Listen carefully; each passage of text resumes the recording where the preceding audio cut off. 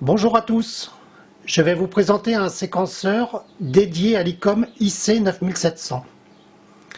Alors ce n'est pas un produit du commerce comme vous le voyez, il est basé sur un Arduino connecté à l'IC9700 via la prise Remote.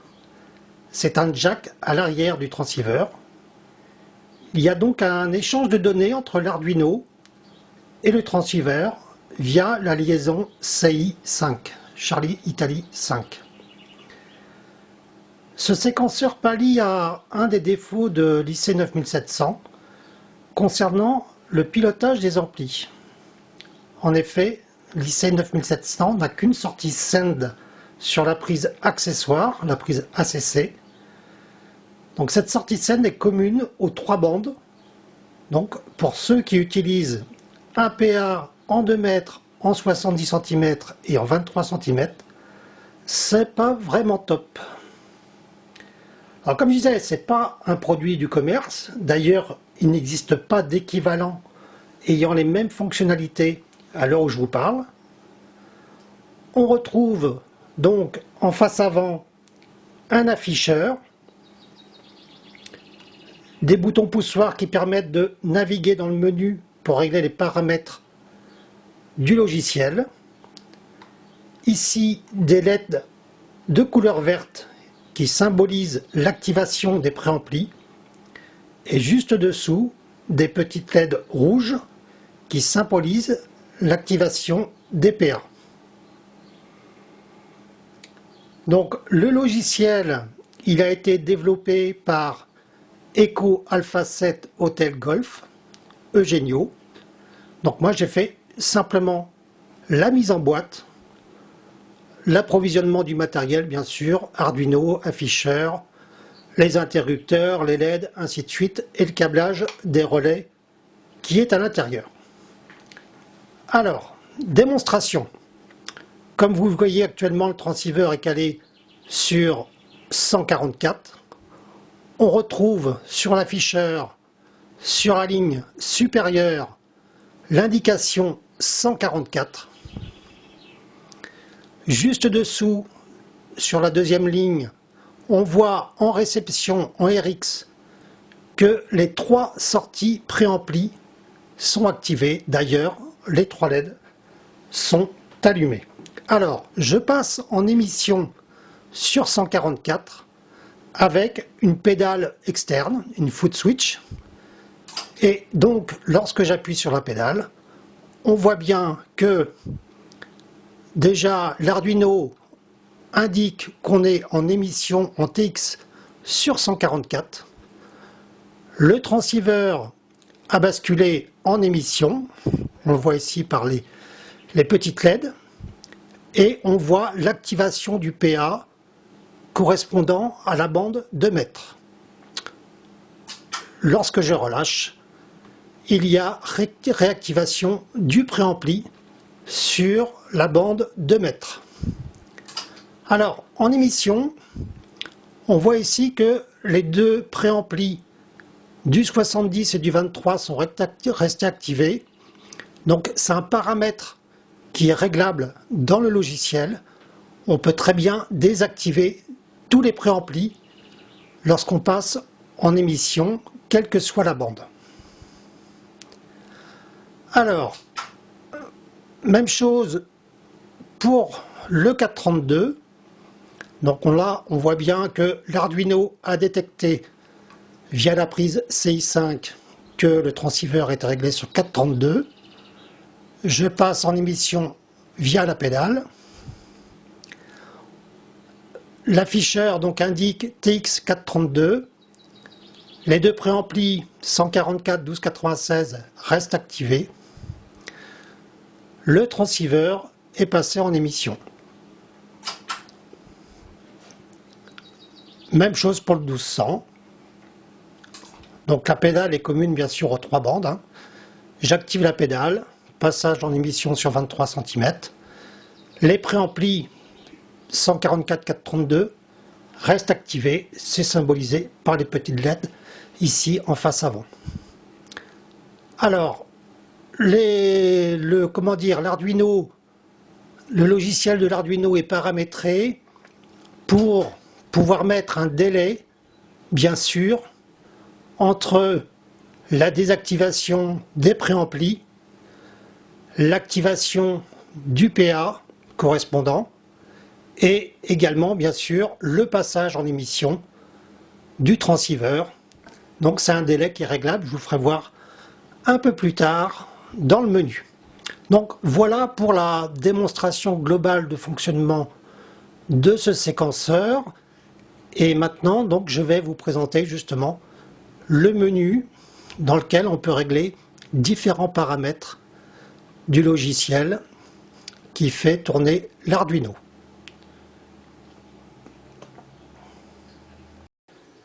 Je vais vous présenter le menu de ce séquenceur. Donc, dans un premier temps, je le mets sous tension. Donc, une petite séquence de démarrage avec différentes indications, en particulier la version logicielle, puisque Genio Echo Alpha 7 Hotel Golf met régulièrement à jour le logiciel en fonction des besoins des utilisateurs. Donc, menu, nous avons ici la vitesse en baud. Donc cette vitesse, elle peut être réglée dans une plage de 4800 à 38400. Donc ce paramètre, bien sûr, doit correspondre à celui qui est réglé sur le 9007 dans le paramètre CI5. Il faut que les deux vitesses, bien sûr, soient identiques pour que les deux appareils puissent communiquer. Ensuite, autre paramètre, le PTT. Donc là, on a le choix entre un mode auto et un mode PTT externe. Donc c'est ce mode-là que j'utilise avec une pédale, mais ça pourrait être n'importe quel autre PTT issu d'un micro, d'une interface digitale ou autre. Donc là, c'est le système, c'est le paramètre que j'utilise. Il y a également une fonction auto. Donc là, sur ce réglage, c'est le transceiver qui va décider du passage en émission. Donc ça veut dire que le transceiver reçoit une commande PTT via un PC sur lequel serait installé un logiciel du type WSJTX, MSHV. Donc là, la commande PTT est envoyée par le PC, donc via l'USB. Le transceiver passe en émission. Et là, bien sûr, c'est un peu dangereux, puisqu'il faut s'assurer que le préampli a le temps de commuter avant le passage en émission, mais surtout avant l'envoi de la modulation. Donc dans WSJTX, il y a un paramètre qui permet de mettre un délai de plusieurs centaines de millisecondes entre la fonction PTT et l'envoi de la modulation. Donc là, il n'y a pas trop de risque. Mais il est quand même fortement conseillé de régler sur le 9007 le paramètre TX délai au maximum, en l'occurrence 30 millisecondes.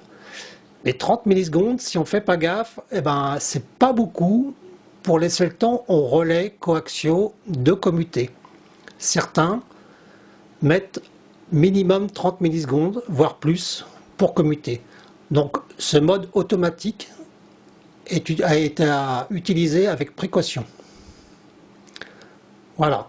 Donc moi je reste sur PTT externe. Et là, moi, ça me permet de gérer les temps de commutation, étant donné que sur le PTT externe, j'ai soit la pédale, soit une interface digitale qui, elle, me gère tous les délais. Ok, donc autre menu.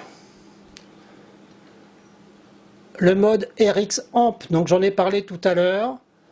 Ici, on va pouvoir faire le choix de couper les préamplis sur la bande sur laquelle le transceiver va passer en émission, ou alors couper l'ensemble des préamplis dès que le transceiver passe en émission, quelle que soit la bande.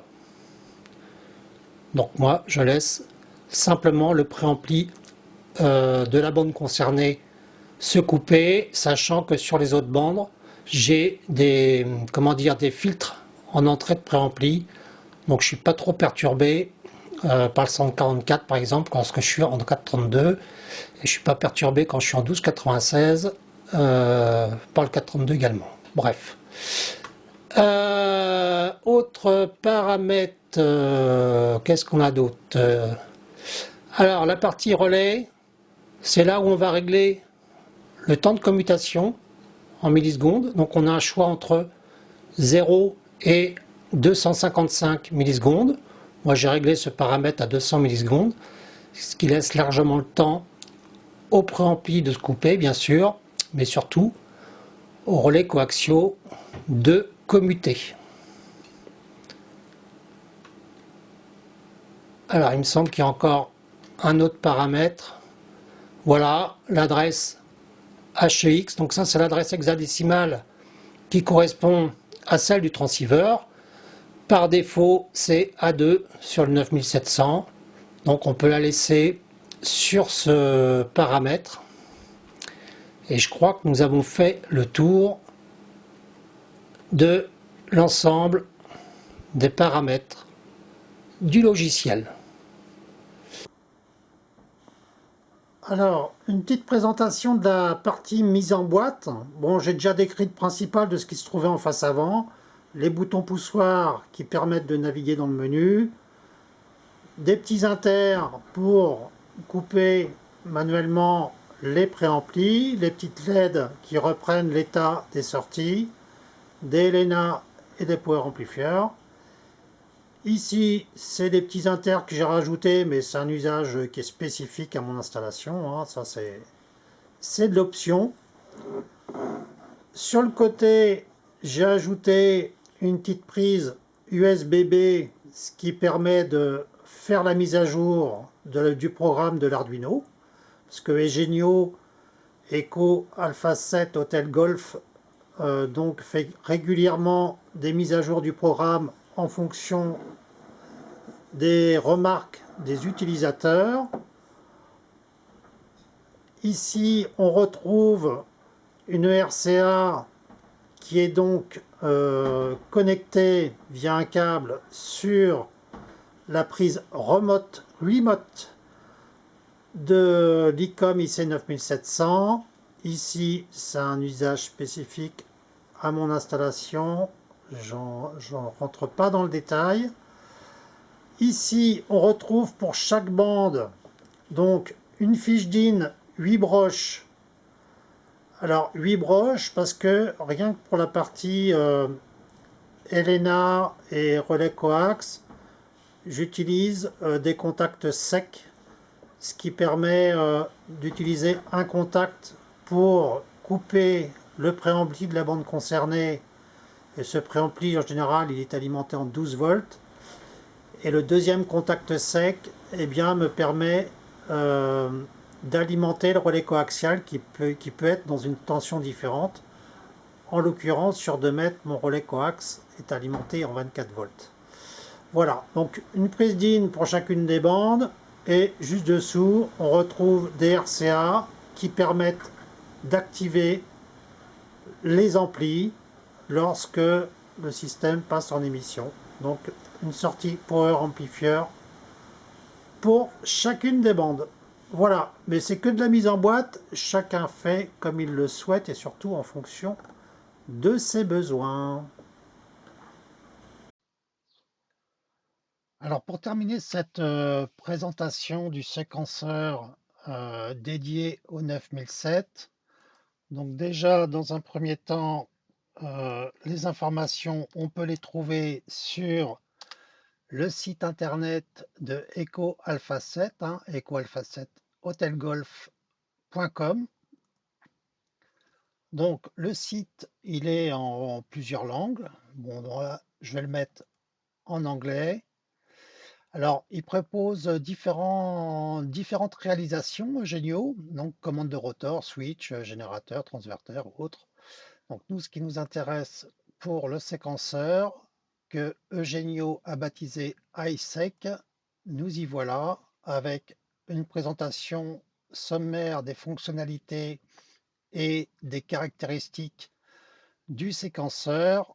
En bas de page, la partie manuelle, toujours en plusieurs langues. Je vais prendre la version anglaise, donc qui présente là pour le coup en détail toutes les fonctionnalités du séquenceur avec la partie installation du logiciel sur l'Arduino, la présentation des différents menus que je vous ai présentés dans une précédente vidéo et également la partie configuration du 9007 afin qu'il puisse communiquer avec l'Arduino, la partie composants et pour finir, tout ce qui concerne le câblage des différents composants, donc l'afficheur sur l'Arduino, les boutons poussoirs, la liaison CI5 entre le 9700 et l'Arduino, et puis la partie, comment dire, câblage du circuit intégré qui fait l'interface entre l'Arduino et la partie relayage. Donc voilà, vous avez toutes les informations concernant la réalisation de ce séquenceur iSeq. Donc je retourne sur le site. Là, dans la partie Download, on a la possibilité de télécharger un petit logiciel qui s'appelle Xloader. Donc c'est ce logiciel qui permet d'injecter le programme dans l'Arduino. Voilà.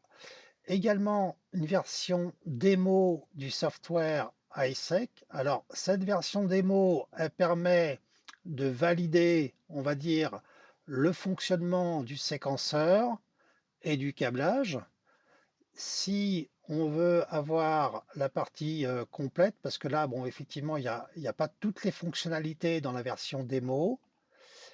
La version complète est avec les dernières mises à jour, ben pour cela, il faut quand même mettre la main au portefeuille pour une quinzaine d'euros en l'occurrence. Mais c'est pas cher payé vu le boulot réalisé et les documents mis à disposition. Et donc les échanges se font par mail avec cette adresse, hein. Donc là, on peut obtenir le logiciel en version complète. Donc voilà pour la présentation du site de Genio et vous pouvez le parcourir, il y a des choses intéressantes pour tout amateur qui se respecte.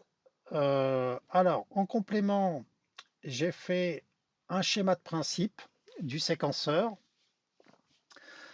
Donc schéma de principe, hein, parce que bon, j'ai pas reporté toutes les connexions là, que vous pouvez avoir dans le manuel que vous avez sur le site d'Eco Alpha 7 Hotel Golf.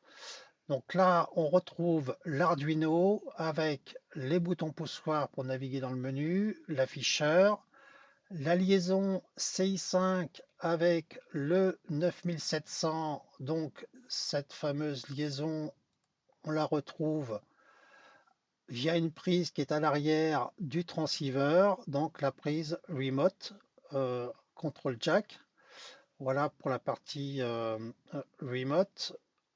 Je continue la partie push to talk externe. Donc pour mon installation, donc j'ai une pédale toute simple, hein, ok, qui permet donc de commuter la partie séquenceur et j'ai également un DigiKeyer, mais à la limite on peut mettre n'importe quelle interface digitale qui envoie un PTT, une mise à la masse en fait, hein, tout simplement.